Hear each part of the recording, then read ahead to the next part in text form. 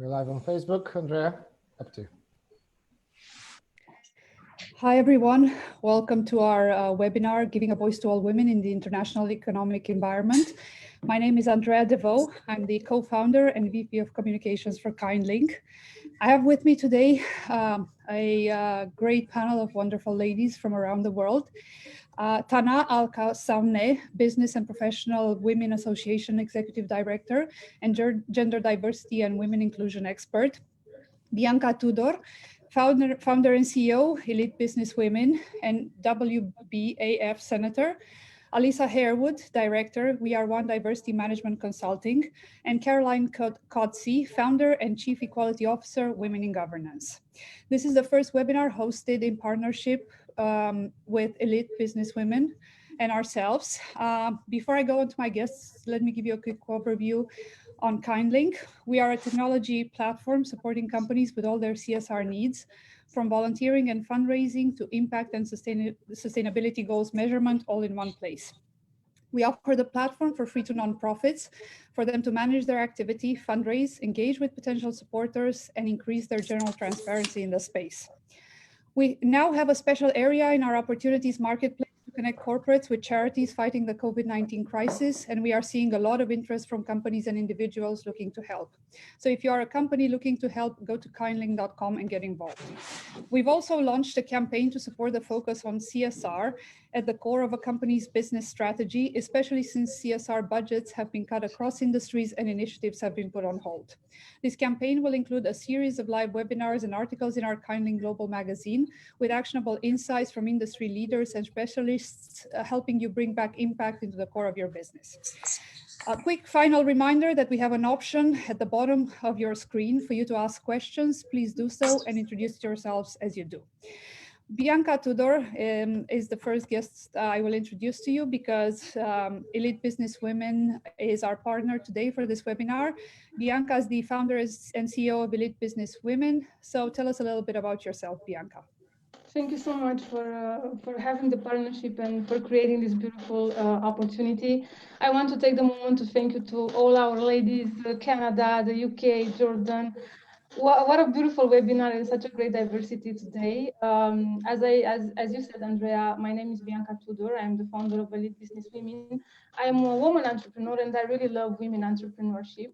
I've been founding EBW in 2015. We are a company providing entrepreneurial education for women.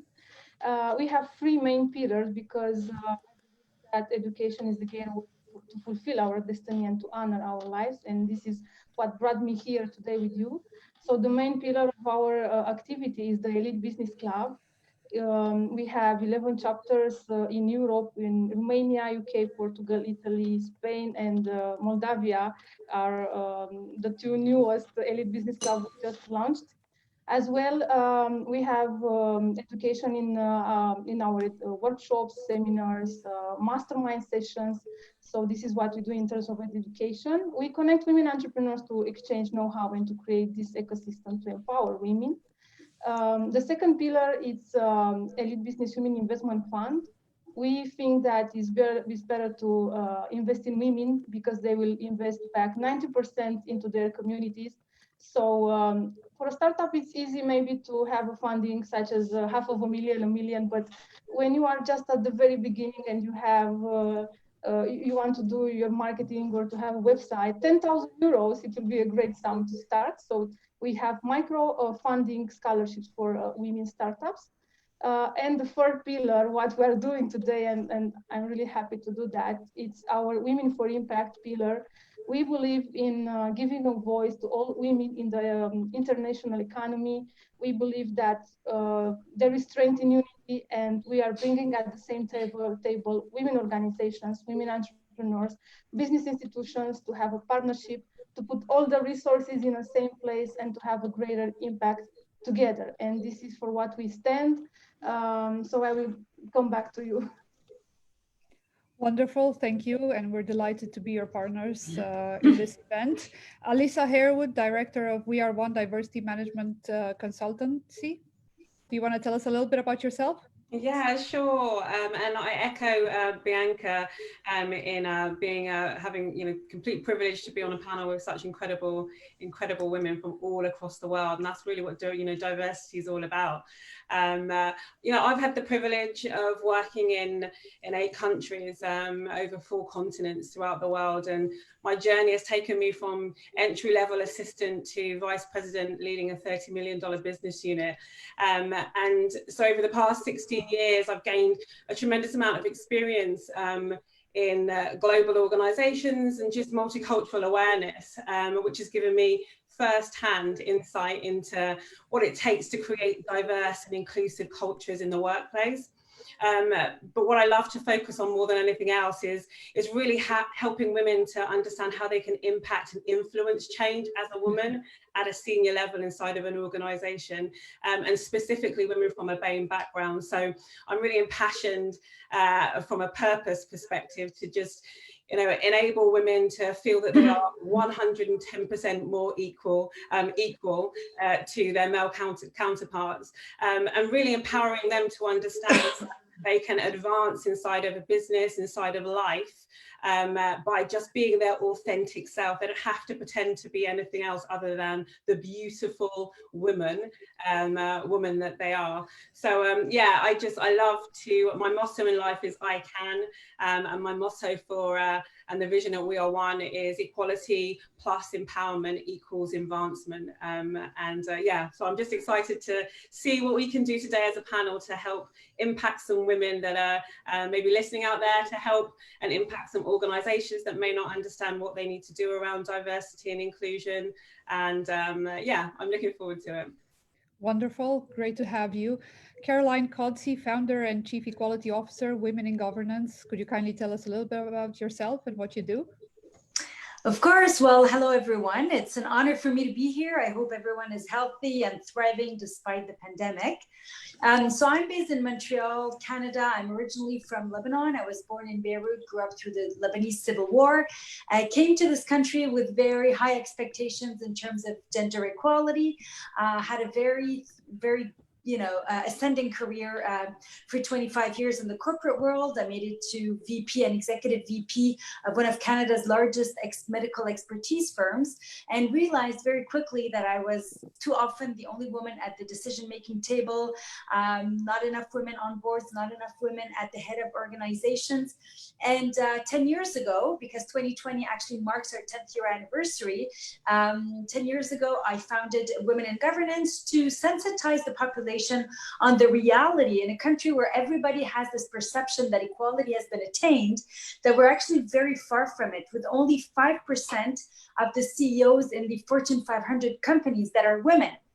So there was a lot of sensitization to be done, but also a lot of support to be given to women who too often were not really ready to dive in. They were, very prepared and very educated and very experienced, yet had this, absurd imposter syndrome that I think inhabits us all. And so supporting them in terms of getting them more assurance, getting them more self-confidence, and then working with men to make them understand how important this is for them as well. It's not a women's thing, it's a society thing. We want our economy to thrive, we want diversity to have a role to play within the society. Then we also do work with the government, so both at the municipal, provincial, and federal level. Very lucky to have Justin Trudeau as the head of our country. We do a lot of work with Justin and his team, working mainly around closing the gender gap in the workplace. This is where we play a role. And 4 years ago, with the pro bono support of McKinsey & Company, we have built a parity certification, which is our call to fame, which is that logo that you see right here, where we've had about 60 organizations go through the certification, banks and insurance companies, telecom, etc. And our goal is to see more women, but not only at the at the top levels, but from entry level all the way to the decision-making bodies, to create a very healthy pipeline of female talent. So that's in a nutshell what we do. And we just recently launched in the United States. Our launch was on February 27th, so right before COVID hit, unfortunately, but we also launched a very major partnership with the Girl Scouts of the USA, the largest nonprofit for the advancement of girls in the States, $1.2 billion American in procurement. So we're working with them to certify their vendors so that they can make sure that every hard-earned dollar by the Girl Scouts is spent, towards suppliers that are aligned and do have a vision to allow their own employees to progress, their female employees. Fantastic. We are very, very happy to have you. Thank you. Thank you. And finally, Tana Al-Kassawneh, Business and Professional Women Association Executive Director. Tell us a little bit about yourself, please. Well, to start with, I would like to say to everybody hello, and I hope you are surviving properly the COVID-19 situation. And I'm so honored to be sitting with such a great panel across the world, not only because I'm based in Jordan in the Middle East. And basically, it's always a very beautiful thing to see the power of women all across the world. And it's always impressive how we as women can really change the world. And this is where I start who I am. I am a catalyst of change. I'm a person who I have advocated my life to ensure that I am achieving the change that I foresee on a positive level. Along my journey, I started, like Caroline, in the corporate world, started with the diplomacy at the start and then went into the banking sector. I was always successful, but I was always striving to get my own rights and be treated equally in my in my environment, because it was always a male dominant environment that I used to work with. And always I was fighting for what it should be my own right. Not knowing that that would be my journey later on of how can we really ensure diversity and inclusion at the workspace. At an early age of 23 years old, I was one of the founding members of Business and Professional Women Association. At that time, I didn't know, like after 15 or 20 years, I will come back as the executive director or the CEO who's leading this organization to the success and to ensure that it is growing to the right level. Business and Professional Women Association, it's really a very good example of Women for Impact. It's a membership-based organization that is trying very hard to empower women economically and ensure that they reach the right place that they want and they strive to achieve. We believe in flourishing women because women are capable and they can do it, as you ladies have Alicia actually mentioned. So our mission today is how can we provide the right tools and techniques and the right platforms and pathways for women to strive and excel in their lives. We've run so many programs, I will share with you some, but we are standing on the back, as most of our role models in the organization, we're standing on the back of other women who in 1976 in Jordan figured out that we really need to do something for women. We really need to start something and make the movement for women to flourish and be seen. Thank you. Wonderful. It's great to have all of you. So here are a few statistics that I want to get you started with for our panel today. If women were to reach their full professional potential, they could add some $12 trillion to the global economy. This is a figure that's well known. For scale, that was the value of the Chinese economy, the second largest one in the world in 2017. Considering the trends today, it will take about 200 years to close the global gender pay gap. And companies in the top quarter for racial and ethnic diversity are 35% more likely to surpass their peers. So there are clear things to be gained from being inclusive, whatever that means, whatever that refers to. However, while things may be a bit better than before or a lot better in certain fields, the journey ahead is quite long and difficult. So I will ask you to give us an overview from your perspective, specifically a geographical one, but also an experience one on where we are in terms of gender equality, diversity, and inclusion in business and generally around the world, and how we can do better. And from your perspective, what are the actionable points for us to take home and start changing in our own ecosystems in order to see the greater impact? Shall I start with Caroline? Sure, thank you. So listen, obviously the numbers that you're giving are alarming.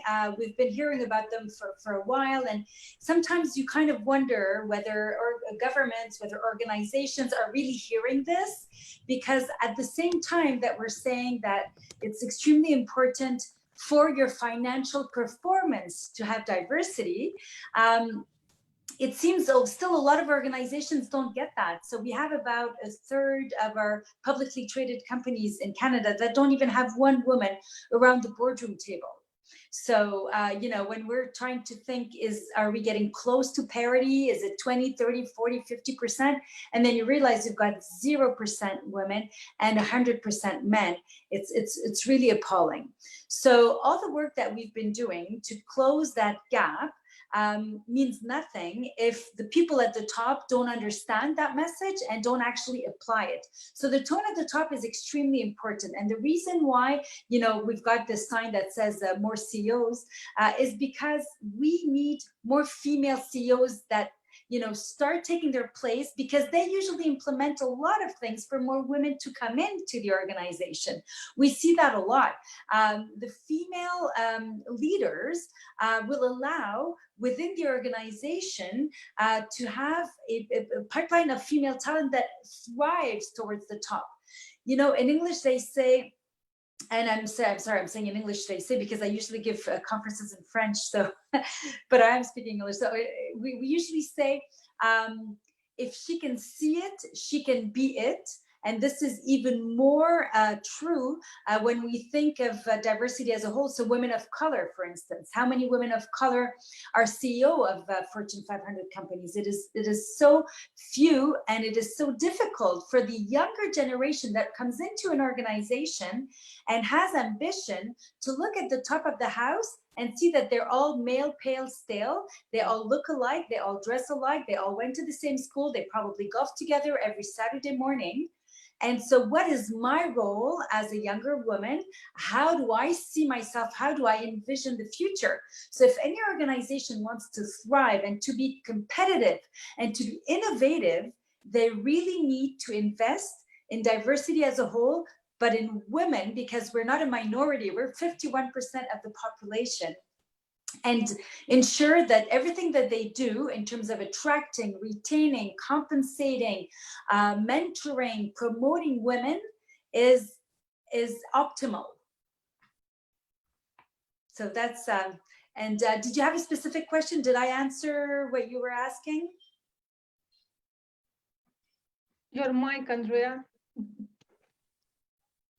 I'm not hearing you. Sorry, technology, thank you. Okay. Thank you for helping me, Bianca. The second part of the question was, what are the actionable points for us to take home and start changing in our own ecosystems in order to see the greater impact? So, you know, if we were going to make a change on a small scale or a bigger scale, what were the top 3 things you would recommend for women to do in order to start seeing impact, seeing the change? Well, first of all, I'd say it's extremely important to be involved in the community. So social implication, playing a role within an association, playing a role within a charitable organization. I think for networking, this is extremely helpful, because if people don't know who you are, people are not going to be your ambassadors. You need people to talk about you. You need to have sponsors out there. You need to have people recommending you for a board, for a position, or even just for a job. We don't all need to be a CEO or a chair of a board or sit on a board. But I mean, whatever you want, you know, help others and they will help you back tenfold. Also, I think it's extremely important that women learn to negotiate. Too often, we're just happy that we got the job or we got the promotion, and we will just do our work and not demand the salary that goes with it. Men will negotiate so much more, and actually, even in terms of asking for the promotion, women will tend to wait for others to notice that they're working hard, instead of, you know, knocking on the door of the, you know, president or the vice president and saying, I know there's a new job that's opening and I am the right fit for this job. The men will do it, and we will just be waiting on the side and hoping that someone will notice us. It doesn't work that way. And my last piece, and that's particularly important for the younger women who might be listening, is choose a partner, a life partner who is going to support your desire to move forward, who will share the workload at home with the kids and with the house, because to this day, you know, even in 2020, we're still doing 2 to 3 times the workload. And during the pandemic, it is reaching alarming numbers, because we as women have our jobs. Often a lot of women are on the front lines during the pandemic, but when you're working from home and you have to take care of, you know, you don't have a cleaning lady, you don't have a babysitter, you have to do it all. And it's way more taxing than we think. And so all this, you know, for your mental health is an issue. So make sure that you are aligned with someone who will support your ambition and who will share the workload with you. Wonderful. And actually, one of the things you said, I think resonated very well with Bianca, because I've heard her flag the same thing, that women aren't always good negotiators. You know, they tend to wait to be noticed, whereas men will, exactly as you said, will walk up to their boss and say, you know, there's a job there, or I think I deserve a promotion, or I deserve a pay rise. Bianca, could you answer the same question? Where are we in terms of equality, diversity, inclusion? And actually, because you're Romanian, this is a statistic I've quoted before, Romania within the EU was not actually doing that bad in terms of the gender pay gap. I think the difference was about 5%. Obviously, the issue that we can look at is that there's not enough women in high positions. So of course, that's always something to look at. But for one reason or another, Romania was doing slightly better than its peers in the EU. So same question to you. Give us an overview of where we are right now from your perspective. Sure. Actually, I was thinking about what Caroline said about negotiation, and I remember that when I was an employee in a multinational company, I got hired at 19 years old. I was at the beginning of my university degree, and at every 6 months, I was in the HR department to say that I want more, I want to learn, and I want to do something else. And you know, they always told me that you should wait, you should gain the experience, and I felt that this is not good. I have to do something else. So for me, it was not a problem to go and negotiate and ask for what I wanted. But I've seen a lot of women, and if I was to look back at the office, women were getting out from their offices at 10 p.m. instead of going out at 5 p.m. And men always were like, okay, it's 5 p.m., let's go home. So I've seen how dedicated are women, and in terms of negotiating salaries or an imposition, they were really quiet, staying to be noticed. And this is one thing I've been noticing. Also, in terms of the pay gap, in Europe, women gain with 16% less than men. We have a rate of 6% women CEOs. 1 in 3 women are managers in Europe, and in Romania, it is a little bit better. And in terms of the entrepreneurship, in Romania, we have 40% women entrepreneurs. In Europe, we have just 29% rate of entrepreneurship. But it's not only about promoting women in leadership positions. It's about encouraging a more women approach of leadership. It's about being inclusive. It's about nurturing the team. It's about including the team. It's about approaching community when you take decisions, the society, approaching education, family, health system. It's more about that, and it's more about how we tend to do things as women. On the other hand, if I was to look, how can we do better? And of course, we are doing a lot, and I can see a lot of changes, but I think it's still a matter of social stereotype. I think it's still a matter of negotiating a partner with your spouse back home and taking care of the domestic chores we have. I think it's still a matter of educating girls. It starts from a young age. If we look in families, we will see that as at girls, we are advised to stay still, not to talk if you are in a gathering. Instead of that, boys, they always are allowed to talk, to ask what they want, to be noisy. So there are small things, but they impact our behavior later on. So it's still a matter of social stereotypes, and of course it is a matter of creating ecosystems. I think that when we create ecosystems, we empower people because we have the know-how exchange, we have the role models, we have as well looking for good practices. We show good practices, and creating ecosystems will empower people to do things. They are ready to go out into society and to thrive. So instead of creating more schools, we should create more ecosystems with role models, show more role models of people who are thriving, not because they are CEOs, but because maybe they have a track in their communities. They do, let's say they are volunteers in NGOs. I love this type of work. And I would be more happy to see more this type of initiatives to empower as well people who are not, let's say, in top positions, in executives, leadership positions, but more the voice of the society, of the community, of the people who are really there, and they are doing an impact, even though it's not at the international global scale. Fantastic. Tana, could you give us your perspective too on the same?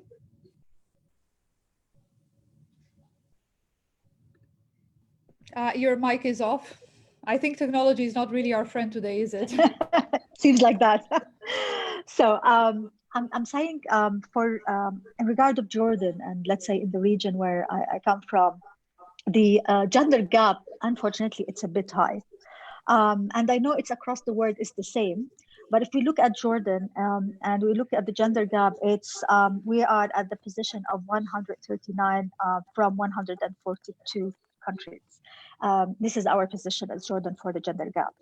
If we divide it into the education, we are much better because we do have over 52% of females in the education who are pursuing their education. Yet, if we reflected at the workforce and the economic involvement of females, we will find the percentage does not even reach the women participation in economically does not exceed the 15%. On the other hand, the political is a bit much better because we do have, let's say, a government or the authority decision of to really empower women and include them and have more inclusion within the decision-making formula. Yet, it's not where we want to be.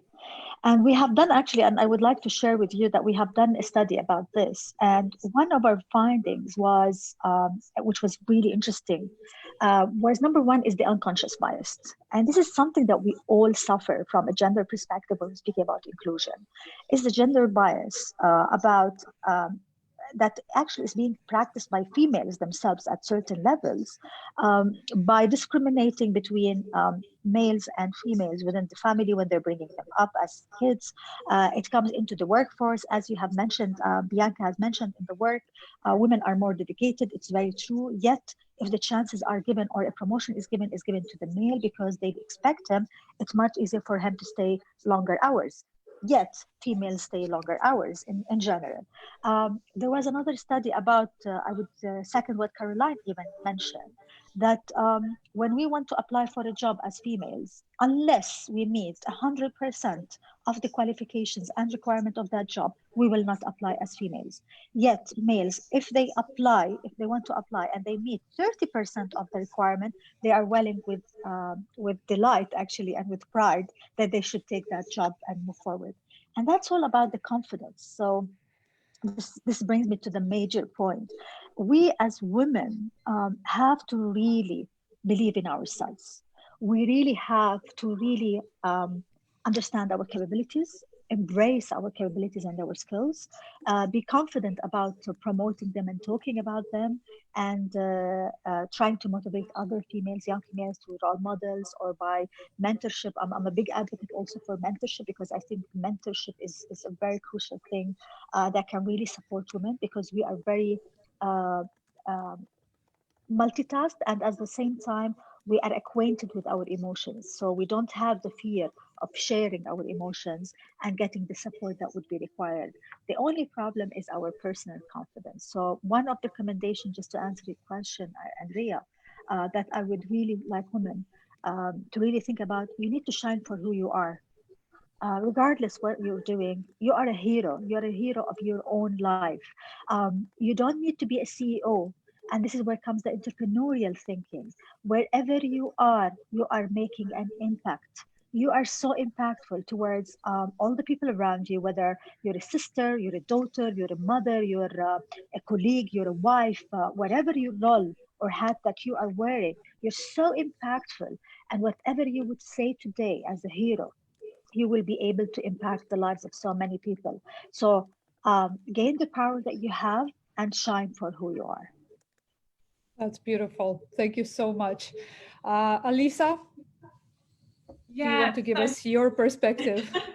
Yeah, absolutely. So I think that, in the UK, we try to make diversity and inclusion a priority, specifically over the last 10 years. And around the area of women in leadership, I think they've made the government, put together last year the Gender Equality Roadmap for Change, outlining, 8 key issues that they wanted to tackle. You've got things like the 30% Club that are really doing some great things globally. But I think that what tends to happen is that there are some incredible initiatives that are launched that kind of just stay at a certain level and never really progress into action.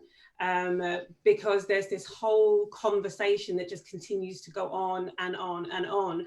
And so I think that whilst we've made strides, I think that we're also seeing, and I talk about it a lot, the long suffering impacts of what we call the Noah's Ark syndrome, where, for decades, companies, rightly or wrongly, have believed that, if you recruit a couple of females or a couple of people from an ethnic minority or underrepresented groups and so on, that you'll solve the diversity issue.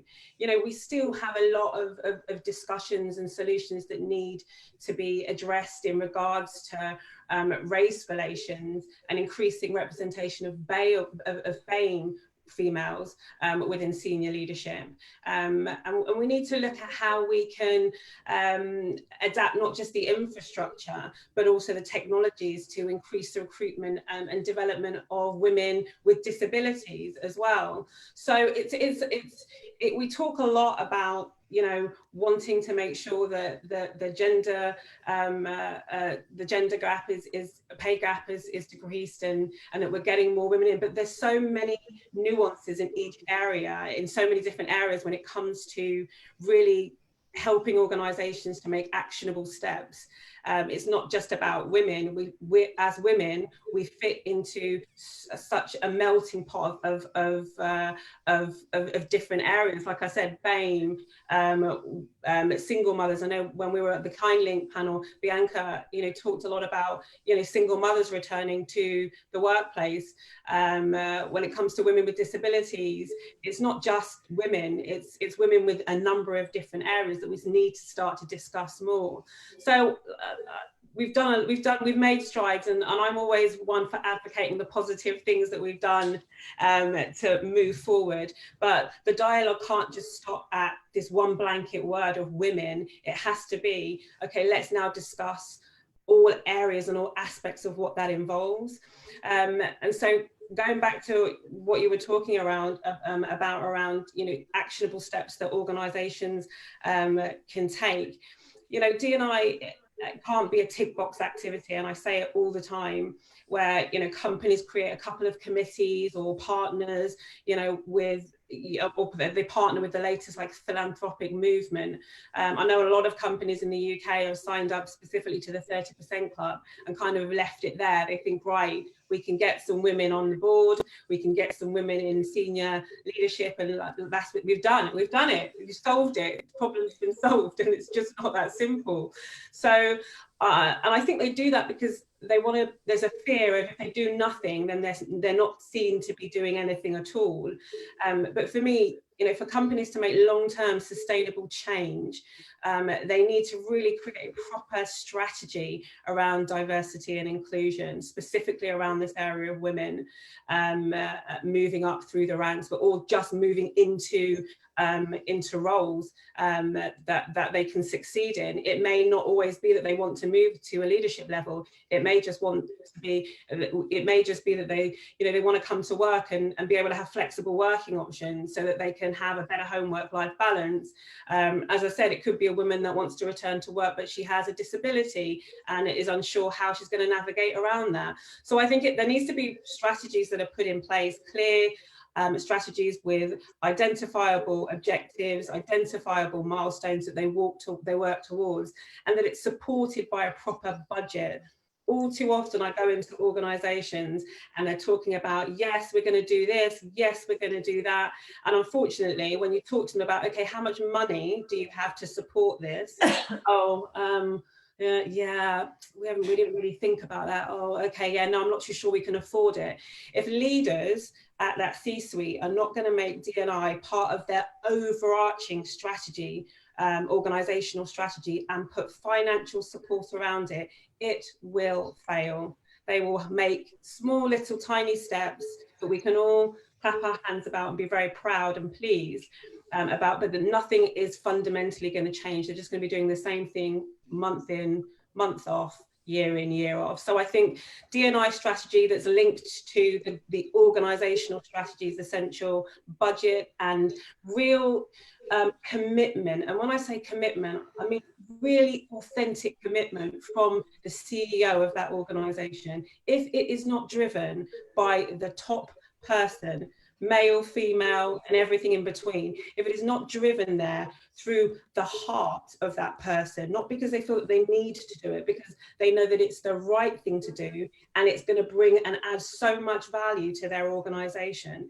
then if it's not driven there, again, it will fail. So I think that's from an organizational perspective. When we talk about from us as women, what we do as women and how we mentor young women is really important. And I think it needs to start, I think Bianca mentioned it, as early as primary school. We need to get into schools and show young women what women what women in business, what women that are running their own organizations, women that are mothers, that are disabled, that are all types of different colors, shapes and sizes, what that looks like, so that they can see that and understand and gain some level of inspiration and aspiration right from sitting in their classroom, drawing pictures.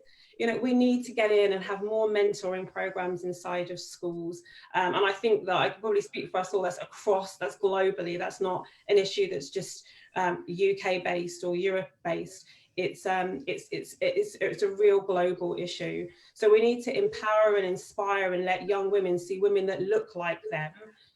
As I said, all different shapes and sizes, all different abilities, right from primary age, and work with those schools and those young ladies so that they understand what they're capable of achieving. And you don't have to, I talk all the time about not having to be, you don't have to be vice president, CEO of an organization to be recognized as a strong and powerful and have your voice heard as a woman. It can be all manner of different things, but unless they see that, they're always going to be seeing men coming into these environments and thinking, okay, well, there's no women that do this, so clearly I can't do it. We have to get into schools. So from a change perspective, organizations take it seriously, walk the walk, talk the walk, that's the one. Just say you're going to do it, commit to doing it, put money behind it, have an authentic voice with it. And from a school and a young women perspective, as women, let's get into schools, let's get right to primary school level and inspire these young women right from an early age. I think that's really, really essential. Wonderful. Did I cover all of that? Yeah, you did. As Okay. always, brilliant. Thank you. I want to come back to education in a second. In the meantime, I'll remind everybody that we have a Q&A section. Please feel free to ask questions. I want to pick up on something you said, Alisa, and this is something we've discussed before, and I think it's very, very important, and that is having those discussions within companies. I think it's twofold. How do you get the decision makers on board with being more inclusive, more diverse, more equal. I can imagine sort of a woman, let's say, in a management position going up to her boss and saying, I don't think we're diverse enough. Is that an easy conversation? Is that a difficult conversation? It doesn't necessarily have to be a woman. It has to be someone in an organization that thinks, actually, we need to do more. Mhm. And then once you've gotten those people in, because you said a lot of people tick boxes and they bring some diversity in, but then how do you make sure people are properly integrated within that company, and how does that become the norm? How does it become a truly core part of the company? And once you've answered, if I could get everybody else to touch upon that question, that would be great. So do you want to kick us off, Alisa, please? Yeah, sure. So how do you get decision makers on board? So having worked at a relatively close proximity to C-suite executives that are primarily male, I wouldn't necessarily say they're all stale and pale, but it's definitely, that's the majority. You have to speak in terms that they understand. And the first thing that a CEO is going to ask you is, how is this going to improve our return on investment? That's all he's going to be interested on to begin with. That's going to be the driver.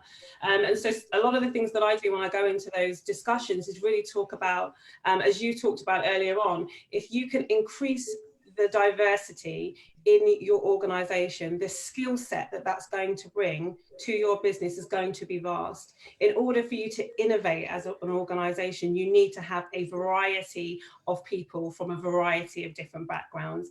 And then you look at how that can impact their return on investment. If you're going to stay the same and want to maintain the status quo, then just continue to do what you're doing. But we live in an age where people of all shapes and sizes, not just women, demanding more from an organization. It is not just about the salary and the benefits package that you can offer a young person coming into the workplace, because I think there's an area that sometimes gets missed out, is that we're obviously women of a wiser, more mature age group, but you've got young women coming up through the ranks that are not interested in all the time, quite a lot of the time, are not just interested in how much money is this going to make for me, how many Gucci shoes can I buy, how many stocks and shares can I invest in. They want to know how you are impacting and changing the world. And so for a business to be able to identify, okay, this is what we're doing in order to create sustainable change in the workplace. And we obviously, the event that I went to with you guys was how corporate sustainability and ED&I link together, and it's about changing the world. If a business does not want to innovate, does not want to attract a wide variety of skills, then they should just continue to stay the same. And so decision makers will all ultimately want to understand what the return on investment is. I believe it's our responsibility as advocates, as pioneers, to be able to champion the fact that return on investment can only happen if you innovate as an organization. And if you want to innovate as an organization, you're going to need more than pale, male, stale that sat around this table. You're going to need women, you're going to need diversity, you're going to need people that do come from disabled backgrounds, because they're going to be able to help you understand the technologies that you're going to need to implement as an organization to be able to innovate even more. So I always take it back to return on investment equals innovation. They know that at that level. I don't need to teach them to suck eggs, but it's getting them to understand the direct correlation between that return on investment needing investment to begin with. So we go back to, it needs to align to your overall global strategy. What is your strategy as an organization? And ED&I, corporate sustainability, needs to have a big part to play in the innovation arm of your strategy. So that's that question. Definitely return on investment equals innovation in my world. How do you properly integrate it? That's a hard one, because obviously all organizations, different shapes and sizes. You know what? I don't actually think that I've ever come across an organization that's probably integrated it effectively, if I'm honest, and that's really sad to say. But it definitely from a brand awareness perspective. So how are you seen in the marketplace as a brand? Are you seen as innovators? Are you seen as organizations that are diverse? Are you going to be able to attract the young generation that wants to come in and help you build and help you to the next generation of from a succession planning perspective?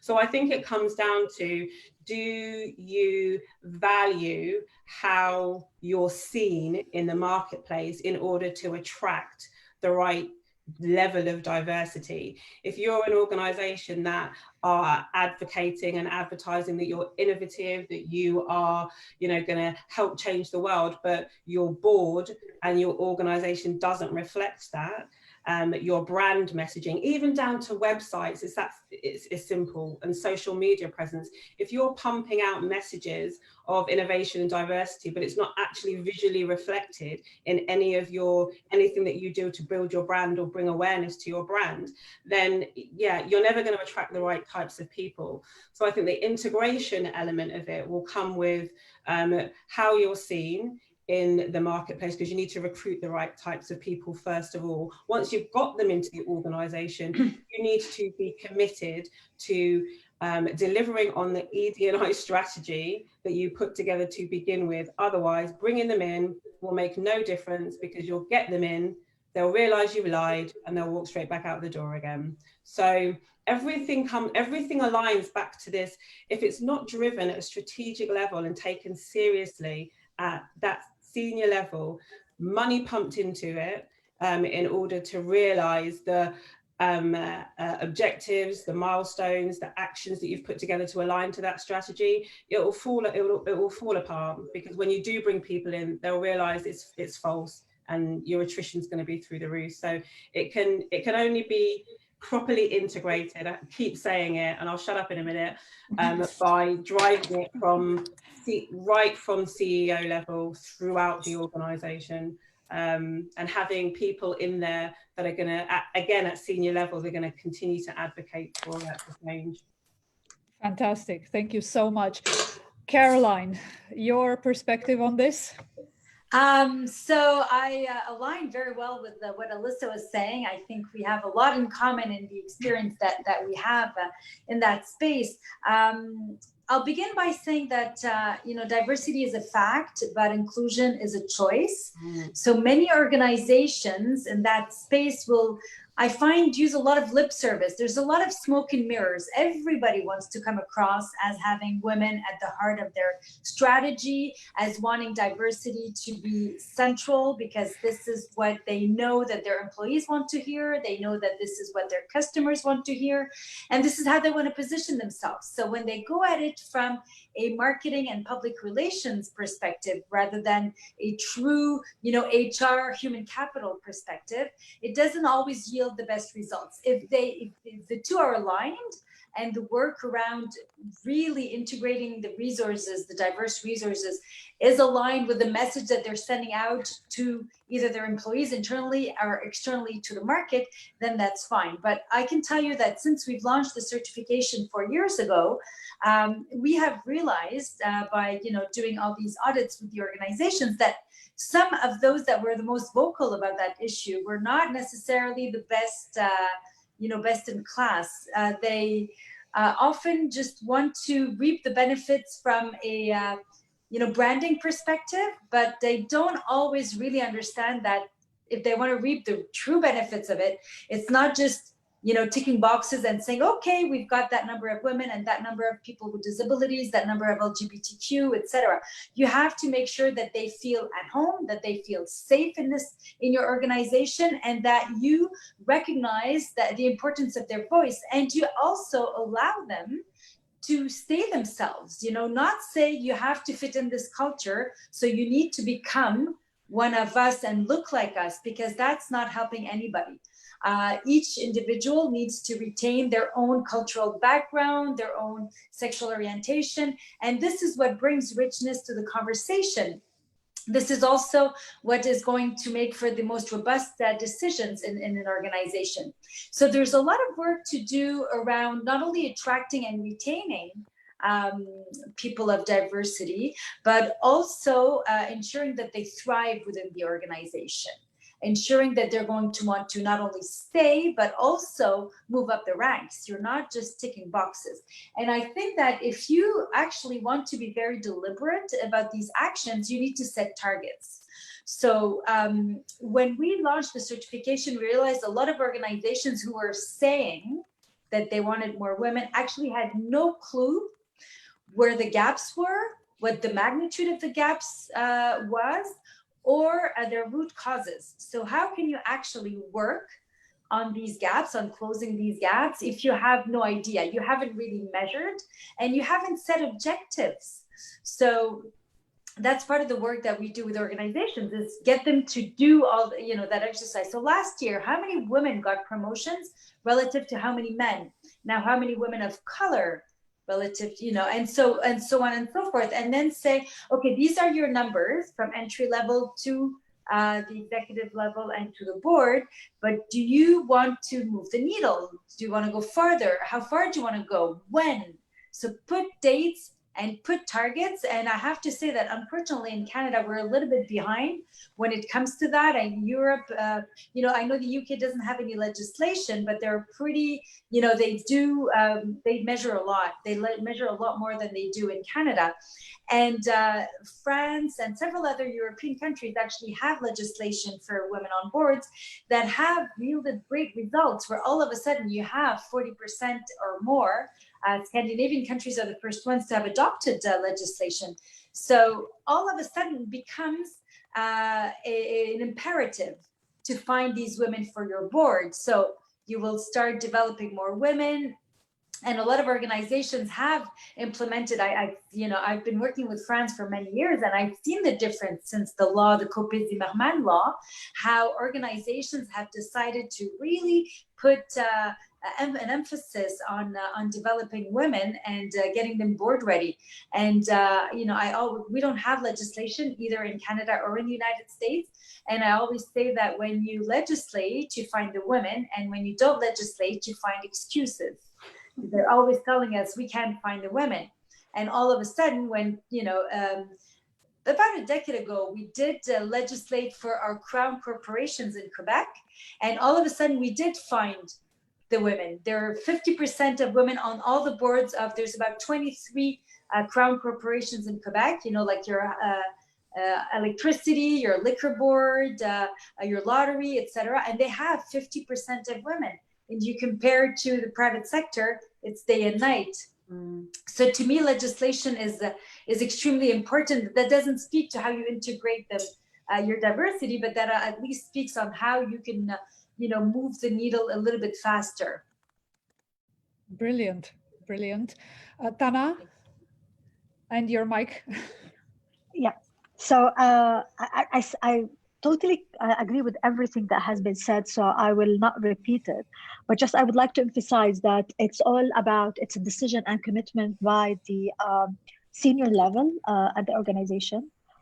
Yet if that decision is being taken, this is where the role starts of creating the right environment and create the right culture, because people are impacted. Again, I will emphasize on this, the unconscious bias. They're impacted by the way they are brought up. So there is a lot of impact on the way they would communicate with their colleagues, their peer female colleagues, and so on. And that would impact. And so my point would be is we really need to involve more women in our conversation. We really need to be targeting men as much as we're targeting females. And it's time for when we speak about diversity, everybody should be included in the conversation and in finding the solutions. Why? Because diversity, whether we're speaking about color, religion, sex, whatever it is, that diversity can always, even authenticity and so on, all of that will create a different kind of a conversation. the conversation will be definitely more challenging. And we know that women are always challenging any conversation. They are more resourceful when it comes to solutions. So basically, if we're sitting in a board and it's all male, the decisions will be just made as usual. When you have a female in that board, the theme of that discussion will totally be different, because they will challenge the conversation. They will ensure that there's a new perspective being presented. They'll be more innovative and creative about what solution. Why should we follow what has been done previously? Maybe we need to be more creative in what we can do. It's all about creating that conversation. Why do I say also in the diversity, gender diversity models and the inclusion, when we want to do training, we need to include men, because they need to learn how to respect other women. And for example, I'll give you an example. We had the flexible working hours law that was launched in Jordan. And it was only like some kind of, it's not a law, it was more of like instructions. And when it was launched, everybody was saying it is for women. And I said, sorry, this would cater for both men and women as much. For anybody who wants to do and utilize that right, it's your right to utilize it. We are not a second citizen. We are equal as men. And we're never supposed to be treated in that way. And that when you have that culture in the organization, when you're including the gender diversity, that would be very, very helpful to include that. Another thing is about having champions and organizations, like for example in Jordan. You've asked if we have any. I agree, there's nobody who has been able to do the gender diversity 100%, but there are some trials, and has been some champions who within the country, actually at corporate level, whether from a banking sector, whether from a pharmaceutical sector, from different sectors within Jordan, that are really putting all their efforts to have a better inclusion within their companies, and to look into the gender diversity and run some trainings at that level.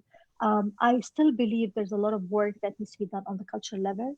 Seniors within corporates, because if we look at the boards in Jordan, only 22% of corporates, private sector corporates in Jordan has women on their boards, and it's only one woman on the board. So basically, we are lacking that access to leadership and decision making and real role models who's going to be empowering more females to come on board. But in order to do that as well, there's another thing that I would really like to say. As an organization, you have to have a career path for your employees, and for females specifically, because they need to be goal-oriented, to have a dream that they will grow. There shouldn't be a glass ceiling that, okay, that's the limit where females or women will be getting to it. And the way it can be done is through having a proper career planning and career path planning for the females, for them to explore their potential in the area that they believe they want to explore, and they want to build their capabilities within, and have no limitations whatsoever it is from either as a manager or a senior manager who is just deciding not to give the chances for females. And if that's the case, this should be kind of having the right policies within that organization. So the relook or re-engineering of your policies and procedures to be more gender sensitive, to be more inclusive, to be more dedicated to supporting women and having the equal chances and choices for everybody within your organization is a decision a senior manager needs to take, needs to be trained. They cannot do it alone. They need some support and some kind of technical support of how to be done. I definitely am going to talk to Caroline. It seems I'm very interested now in your certificate, but it's something definitely that we really need to look into those. I hope that I have covered the question. You have, that was great. Thank you so much. Bianca, your perspective? Yes, actually, I was listening to Alisa, and she said, what is the return of investment? And I will say that for every 1% increase in gender diversity, the company revenue will increase with 3%. And when we increase ethnic diversity, the company revenues will increase by 15%.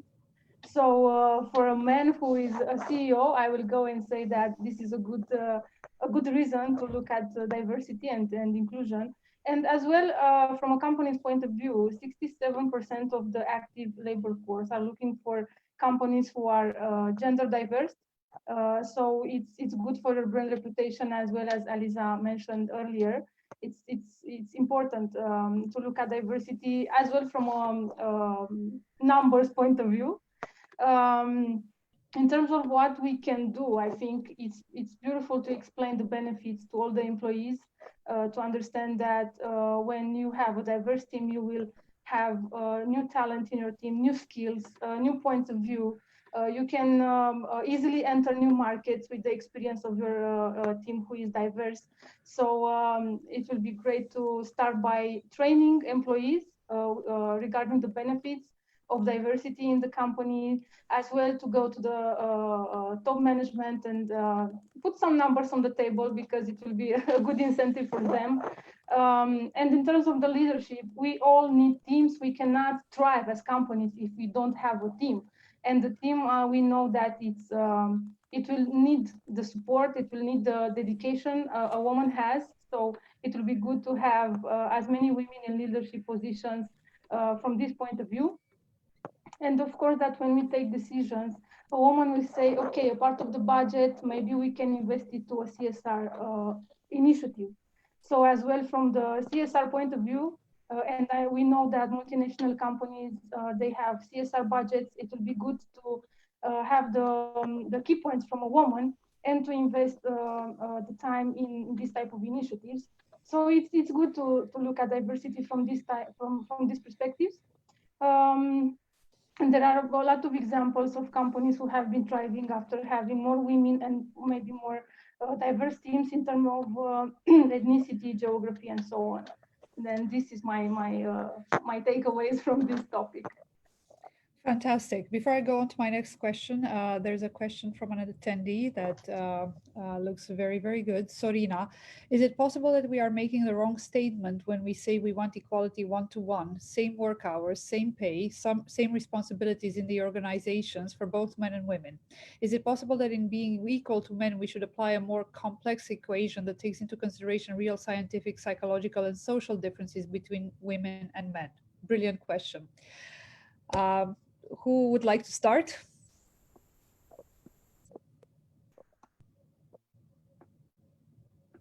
I will start by saying when we're, from my perspective, definitely, when we say about equality, we're speaking about being the justice and basically being treated equally in the sense of having equal rights and being respected for who we are and not being treated as a second citizen, you know?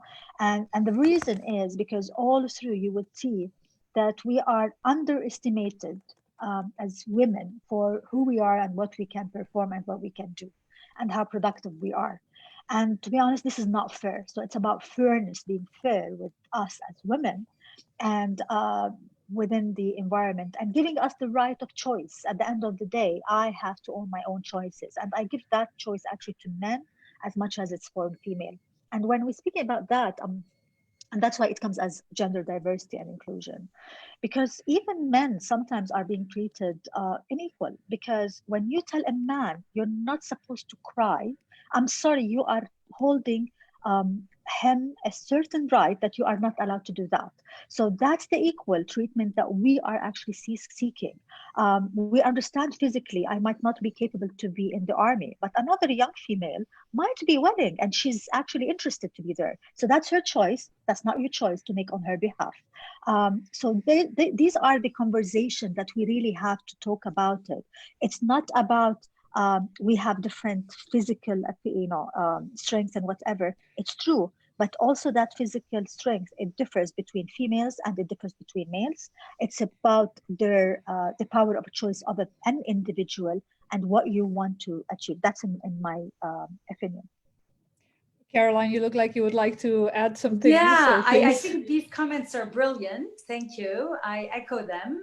I also want to add that you know, when we do put an emphasis on, let's say, work-life balance and allowing men and women to take care of their young children and to take time off, you know, for fathers when a newborn is in the family, I think it, you know, also sends a message that men are allowed to want maybe they aspire to stay at home. Maybe they don't want to be the breadwinner, and that's okay. Our society needs to accept models, because we talk so much about women becoming, you know, powerful and at the head of organizations, and we don't speak enough of the fact that we also need to allow men to take a back seat if they choose to. And at one point I had put something on social media about this, and there's a young man who inboxed me that you know, he was so thankful about my comments, and that he is subject of a lot of mockery because he's an executive assistant. He's a personal assistant to a woman, and he feels fine about that. He says, so what's the problem with that? And everybody is you know, insulting him, making fun of him, and saying, you know, saying you're not a real man. And he's, you know, he couldn't understand, saying, you know, what does that have to do with being a real man or not? I like the job. I'm fine with administrative duties. I'm actually married. I have 3 children. I'm as much of a man than anybody else. But, you know, these things in 2020 still exist. And that was a young man who was writing to me. And I thought, it's really shocking that we still, our society hasn't accepted that models can be different. A woman can thrive to be at the top and have a stay-at-home husband. It's okay. And, you know, there was a book written a few years ago in France. It was, I believe, 11 CEOs, all male CEOs, who were talking about the value of diversity, and mentioning that, saying that, you know, if we were one of them, because they each write sort of their own story of their own, you know, major organizations that they were heading. And I thought that was brilliant to say, you know what, there are men who are struggling with mental health issues because it is so much pressure that they don't want to take anymore, and that society is imposing on them. So yeah, that's what I wanted to share about that very important question that we had. Fantastic. Alisa, would you like to add anything to that?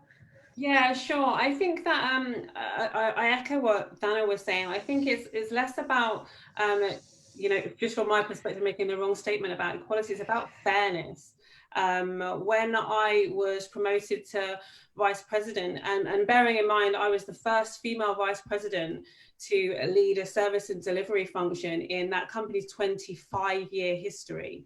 That's 25 years it took for a woman, and a woman of color, to be able to get into that type of position.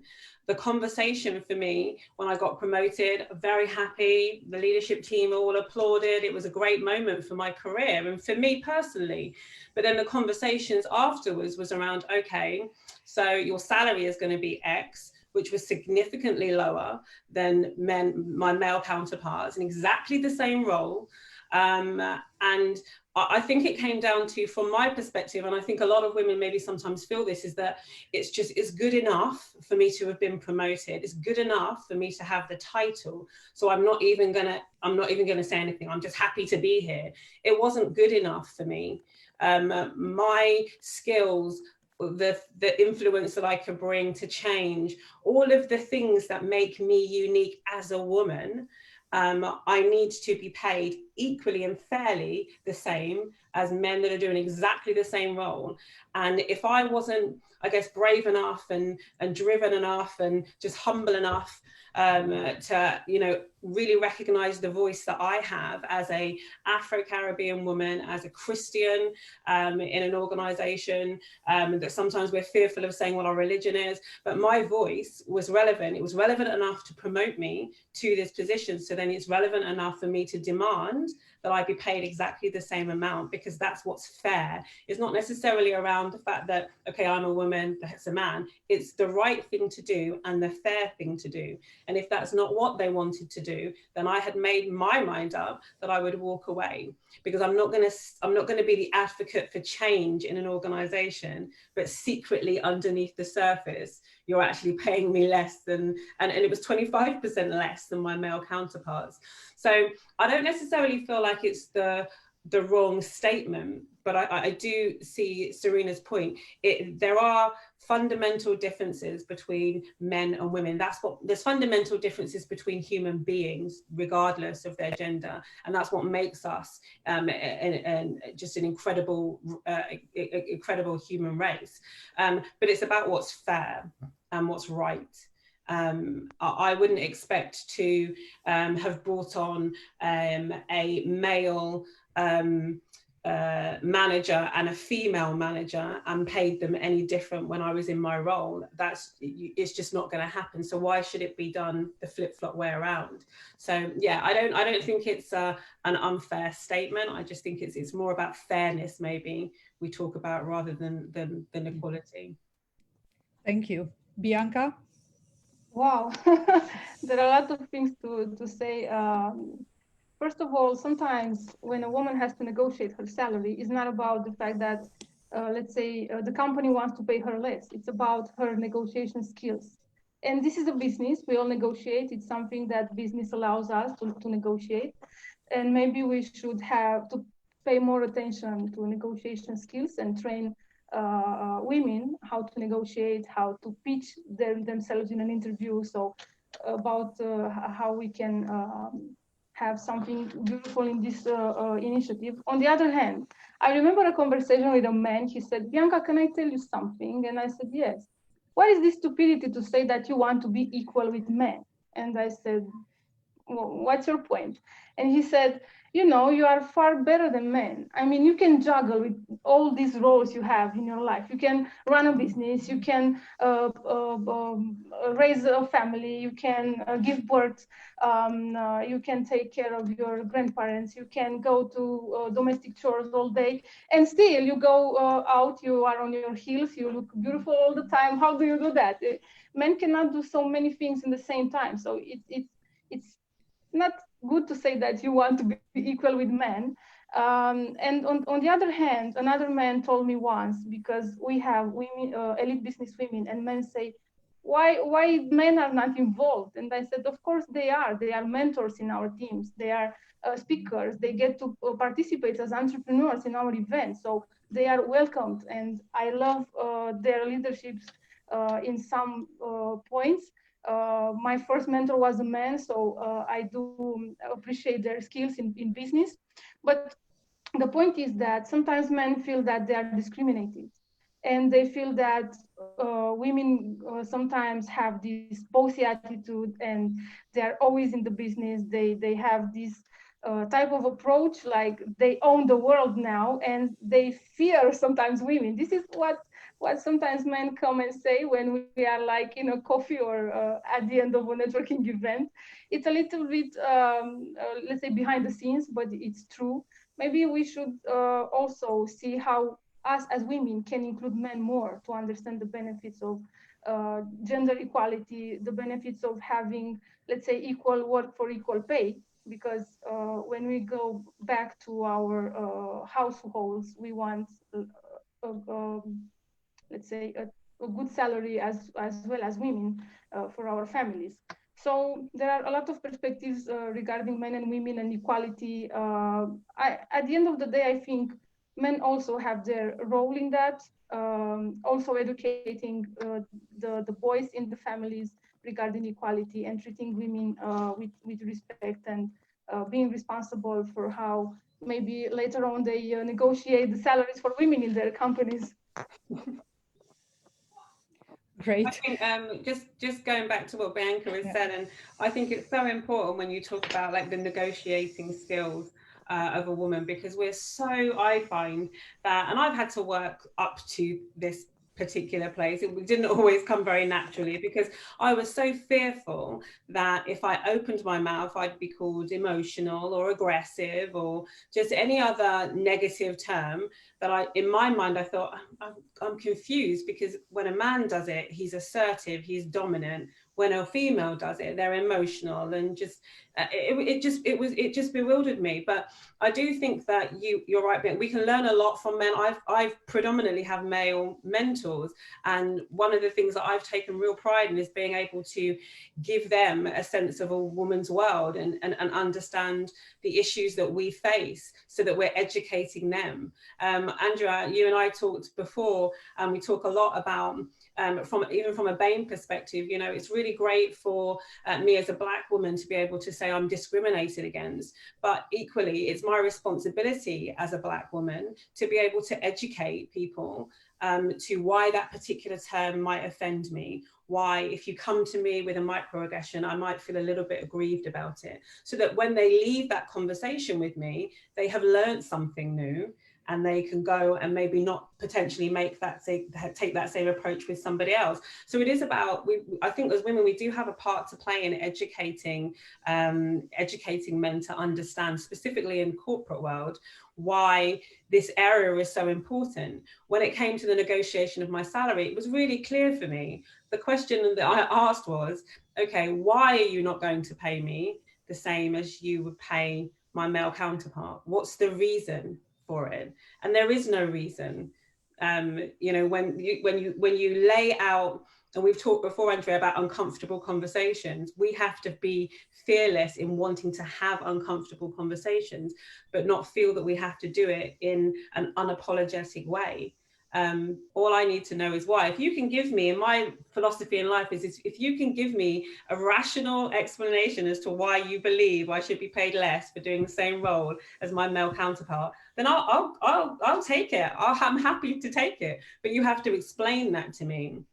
So yeah, I agree with what you say. When there is a place for us as women to be able to educate men, and certainly learn how to negotiate as women and be fearless in that negotiational approach. Well, actually, since we're talking about education and we said we would come back to it, I think it's a twofold issue. One, education in the general term for women, and a lot of them still do not have enough access to education. But then there's also the type of education we as women can sort of, I don't want to say push, but somehow sort of bring into our ecosystems for others to understand the issues that we're dealing with, so that they do better. It's a slightly more difficult task. It's not you know, someone sitting in a classroom and taking notes. It's being able to take it upon yourself to say, actually, you know, that made me a bit uncomfortable, and that's not the right term to use. Or, you know, when you make a joke like that, one might feel that they might feel humiliated, or they might feel like you don't fully appreciate their input in your team. And it's a pretty difficult conversation to have in the workplace, especially in a stiff workplace.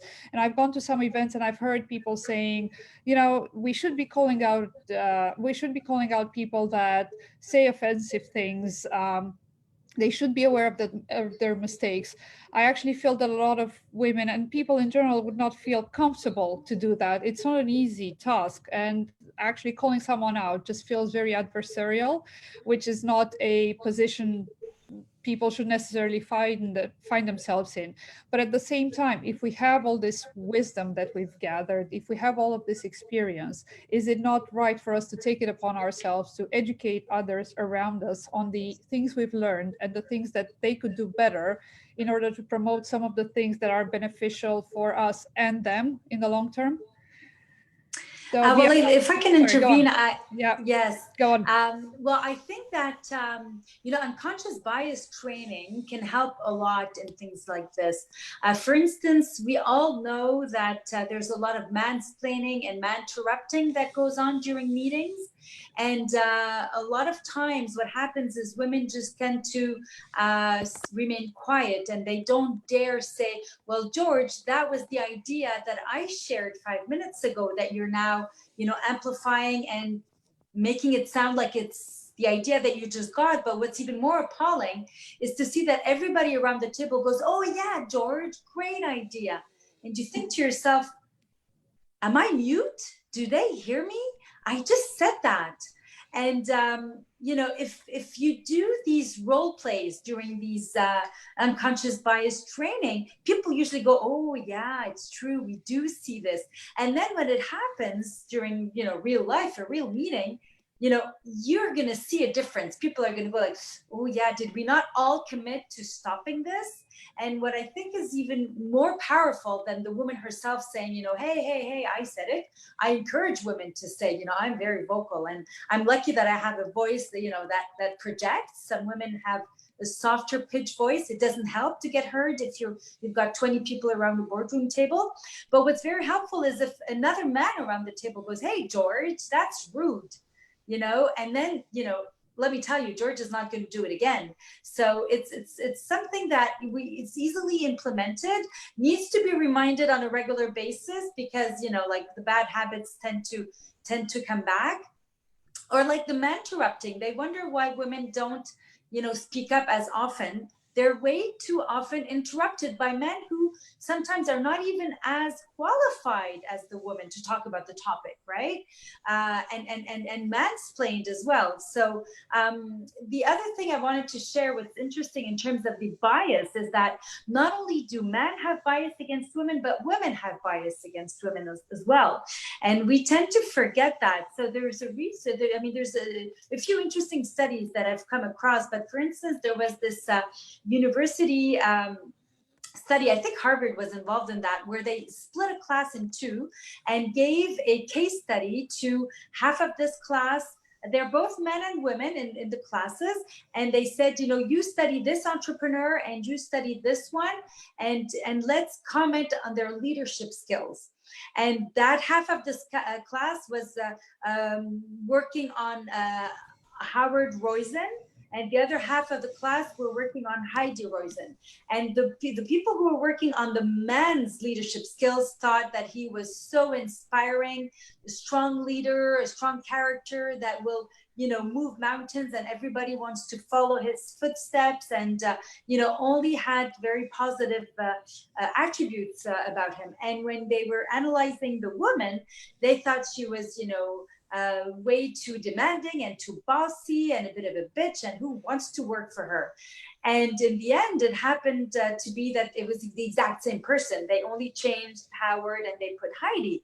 And what's really scary is that the girls and the boys said the same thing. They all wanted to work for Howard. Nobody wanted to work for Heidi, when they had the exact same content of what the leadership skills of these two leaders were. Or once there was also they were doing surveys and asking men and women what they thought about a little clip, a video clip, where you could see a boardroom table with men and women speaking, and there was one man and one woman among the group that were silent.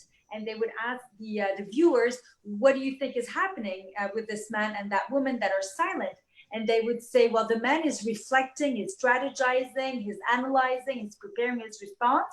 And they would say that the woman doesn't understand what's going on and she's thinking of something else. And again, both men and women were saying that. So all that to say that, perception is still really difficult, and we really need to work on that. And it's something that I see globally and that I see with all generations to this day. Brilliant. And I want to touch upon something that Tana said, and it sort of plays into the bias by women against women. How do we empower more women to go on boards as women? How do we create more women leaders? This is something that Tana touched upon. How do we keep the door open? Because so many times women that have made it to the top aren't always happy to help other women. A lot of them think, well, I suffered a lot to get there, so everybody else should go through the same. So how do we make sure that once we've reached that point, we're happy to open the door for other women? Tana, do you wanna start? Definitely. I would like to share, just starting from the previous question, just to link it to this one. We have a project, actually, it's funded by the Canadian. It's called Launching Economic Achievement for Women. And it works in 3 pillars. One, it's about gender sensitivity at the education level within schools. And Jordan has, in the past few years, we had a big conversation and dialogue and conflict on the country level, that our school books refer to, when they're referring to the mother, my mother is at the kitchen cooking and my father at work working. So this is where the stereotyping starts at the education level and the way we are actually building some perceptions around our kids, even when they're growing. So this is where the unconscious bias starts. When we tell the kid, don't cry like a girl because you're a man, don't run like a girl, don't, there's a lot of unconscious bias. And females, as Caroline have mentioned, uses those words. If we go into the business, for your question, Andrea, yes, unfortunately, although I'm not one of the promoting this concept because I believe we as humans, we have to practice our being and our authenticity as humans who are, our main purpose is to help each other and support each other. And because of that, I believe when you as a human, you're not supporting other people who really needs the help or needs the support, we are actually giving up on our humanity and our empathy. So we need to kind of start thinking of all the people who had helped us through the world. And believe me, even you as a female, if you reach any place, you either because you were challenged by someone who told you cannot do it. So basically, that is more of a challenge to your capabilities, and you made sure that you will reach there, or because of someone who really believed in you and who pushed you forward. And definitely, the person who believed in you was giving you a much more areas of comfort to move forward. So once we remind ourselves of that, we will be able as women leaders, women who are making it, believe in other women. And believe me, the success is amazing. And I will give an example. There's a bank in Jordan. Their CEO is a woman, and her deputy is a woman. And the change and the profit and the profit of that bank on the share, they increased their share in the market is enormous. And the reason, because she believed in women, she was able to empower them. She was tough when she needed to be tough, and she was generous and soft when she needed to be like that. She's a goal-oriented person who was able to lead her organization, her bank to success. So remember, you as a female, you're giving an example, and you are opening the pathway to other women. So when you have that kind of responsibility, you will be able to give more. It's all about the power of giving.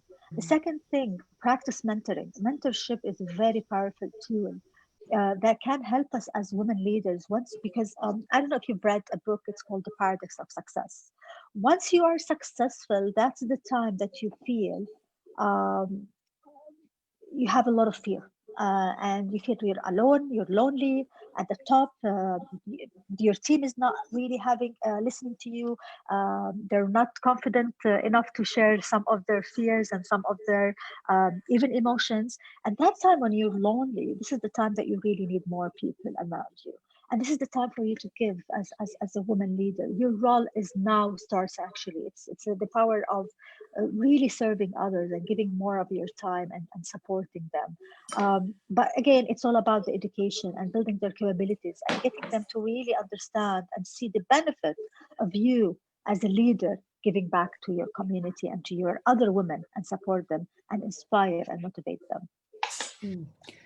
Bianca, same question, and if you want to touch upon anything to do with education, the previous question we had, because you have been such a powerful voice among Romanian women when it comes to education, and we've done an interview with you in Kindling Global where you were talking about how important education is. So that's the first part of it. The second part, how do we keep the door open for other women? How do we make sure we foster talent if we can? How do we get more women into management positions? Beautiful.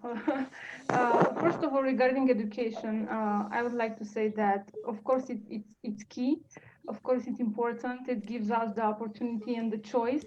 I would like to say that I am the first woman graduating higher education in my family. And after I've done that, my mother at 45, I think, she started a university degree. Because on her times, it was not that easy to do that. So But doing that and taking the opportunity to study, it took me into my first job in a multinational company. It took me into having the opportunity to study abroad. It took me to having the opportunity to learn business in the international environment. It took me into becoming an entrepreneur. So going back at 18, when my grandmother told me, so are you going to move out and be alone in a big city and decide for your life, or you can stay here, we can take good care of you, you will have a husband, you will have a family, and everything is beautiful. And of course it was scary. And in Romania we have a lot of young ladies exiting from schools because they believe that it's not important and it won't pay off. So I would advise, if youngers are here or if they will listen to us, it's really important. It made a difference in my life, and you will get to see a lot of benefits in terms of your way of approaching life, of having opportunities, negotiating for your life, and going for what you want. So yes, education is a key. Elite Business Women, her foundation, it's on education. We have mentorship programs, we have events, mastermind sessions in which we debate how we can grow businesses. We have role models exchange and awareness on how we can take some good practices from other women in the market. And of course, you touched a nerve there. It's not that easy for women to work together sometimes, and I'm not going to say it is, because I don't want to lie. It depends. It depends on the tone of the voice you set up when you gather women around. You know, we are dealing with a lot in the workplace, and sometimes we are in a fight mode. We have to thrive. It's not easy in the business environment. We have to negotiate. We have to be go-getters. We have to be the CEOs. We don't have to have emotions. And sometimes we have this type of attitude. It's like on automatic pilot. But if you go and understand that we are not doing on purpose, and go and you don't answer with the same type of an attitude, people will gonna settle a bit, and the women are going to respond, because on a basic level, we all want the same things. We want to have a decent life. We want to be happy. We want to be respected and appreciated. And maybe when we have meetings, we should start by appreciating all the women in the room, and saying that we are safe, we are in a safe environment, and we are here to grow. And I am sure that everyone here has the same mission to grow, because it's not only about us. It's not about being selfish. It's about the next generations. It's about the fact that your girl back home, she will enter in this world, in this business environment, and maybe you want to have a little bit of an impact on how things are working in the business environment, because you want the next generation to have a little bit of more health. So we set an example, we set the tone, and at the end of the day, imagine all women together. We have such a strength to do whatever we want to do. We are capable to achieve whatever we want to achieve. Yes, people will tell you that it is impossible. When I started my business, they told me my boss was a man. I resigned at 25, and my boss told me, you are not going to make it. You want to take like 3 steps in one, and it is not possible. You are going to collapse. And he said, if you're going to succeed, just call me. And at 24, I was, maybe he's right, but I don't know. It's such a fire in me. I just go, I have to go to see what I can do. And 4 years later, he saw me on TV, and he called me and said, well, I have to apologize. 4 years later, I said, it's not about apologizing. I hope that when you will have the opportunity to advise a woman in your office to go for her dream, for her mission, just say that you can try it. You know, in business, it's not that it's either you succeed or either you fail or you learn, depending. I failed a lot, but I've learned a lot in the same time. So just do this for us, for women. Say that it's your possibility to try. and trying, you will get to be closer to your objectives and learn new ways on how to approach your objective. So mentorship is important, but as well raising awareness on role models, authentic role models, people who are doing things, not just on the agenda. We have to talk about women empowerment. It's such a beautiful topic to have on our agendas. Go and see people who are really doing it, because they have the recipe, and it will be good to see the good practices. And also it's good to have know-how exchange. We do that in our mastermind sessions, from people who are doing it, from people who are walking the talk, as Alisa said earlier. This gives such an empowerment to women, because sometimes we are afraid of failing because we support the family. It's about having a decision for our family, for our children's future. When a man takes a risk, he's like, I have to do that. I'm a businessman. Risk is like a natural approach for me. And for them, it's not that with such a big emotional impact. For women, it's like, I cannot sleep because I have to take this decision. If I take this, I don't know what to do with the other responsibilities back home. So sometimes we do have a bigger emotional impact on how we make decisions. And this is why sometimes we seem like we are thinking more, but we are analyzing for the sake of our family, our environment, our communities, and so on. Wonderful. Caroline, how do we keep the door open? Listen, I'm reading my emails at the same time. I had until 11:30. I didn't realize. My time here in Canada is 11:30, and I have another meeting that's beginning. So I'm going to have, unfortunately, to sign off. Okay. Thank you. I want to thank you for you joining. all. It was wonderful being a part of this, and I'm glad I have new friends globally. Please keep in touch and continue your great work. I'm sorry that I have to sign off. They're buzzing me. Thank you so much. No worries. Thank you. Great to have you, Caroline. Take good care. Bye. So then I will go to Alisa. How do you keep the door open? We are running slightly over, but I think that's okay. We want to sort of make sure. I will try and be quick with this answers, because I mean, Hannah and Bianca have said a lot already around just setting an example and being a role model. And when it comes to, I want to just address the area of education. So for me, I didn't finish my university degree.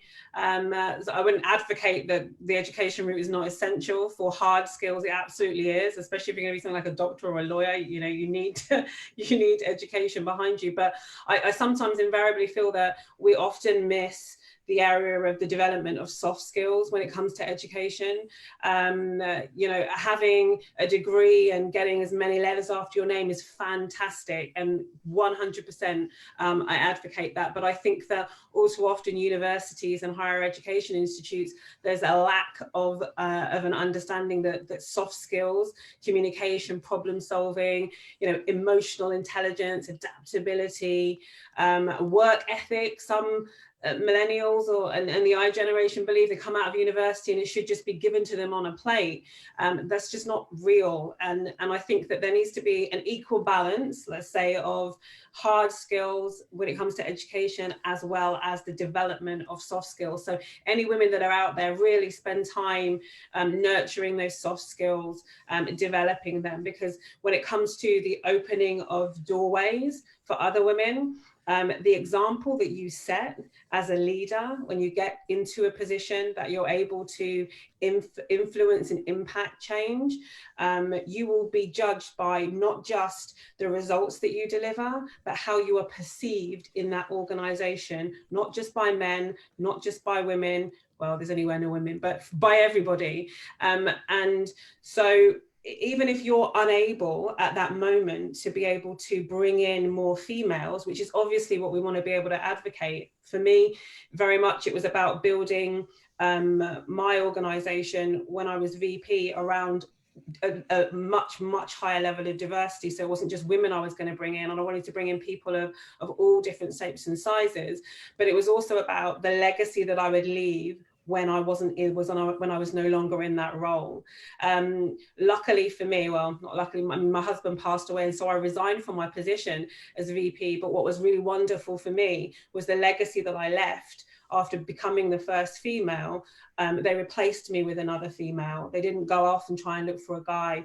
They replaced me with another female. They then, many months later, brought in the first female COO of a territory.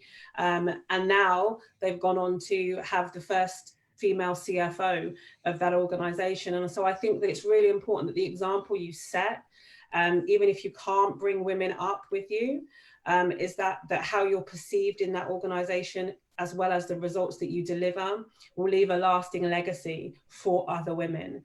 So I think that's really a really important point. Just make sure that it's not just, you're not focused solely on the results that you're going to deliver, but how you're perceived inside of the organization. And I always say to women that I mentor, you know, there's 3 things that have served me well in my career today. Is I'm very driven, yes. You have to have a high level of drive and ambition. But I've never forgotten where I came from, council estate in Southeast England. Yes, I didn't finish university, but I read and made sure I had as much knowledge as I can. I continue to do that. But I'm very humble about where I started, and I never forget where that is. And also that you just never feel like you have to pretend to be anything other than just your authentic self. Don't feel like you have to become like a man to fit into a man's world. In fact, it's quite the opposite. A man in a business organization or at a senior level wants to see you act and behave as a woman, and bring out all of your feminine charms, bring out all of your knowledge, your soft skills, because that's the skill set that they want you to be able to bring to that environment. So yeah, just be driven, be humble, but most importantly, be yourself. Wonderful. Thank you so much for that. We are out of time. It does fly when you're having brilliant conversations. We will address some of the questions we still have from my side and from our attendees to our panelists in writing, and publish their answers in our Kindling Global magazine. We had with us today Tanal Kasaune, Business and Professional Women Association Executive Director, Alyssa Harewood, Director, We Are One Diversity Management Consulting, Caroline Codsey, Founder and Chief Equality Officer, Women in Governance, and Bianca Tudor, Founder and CEO, Elite Business Women, and our partner for this webinar. Thank you for joining us. We will have the webinar and accompanying article available in our magazine, kindling.global, and in our newsletters. You will also see them in the Elite Business Women ecosystem. And until next time, everyone stay safe.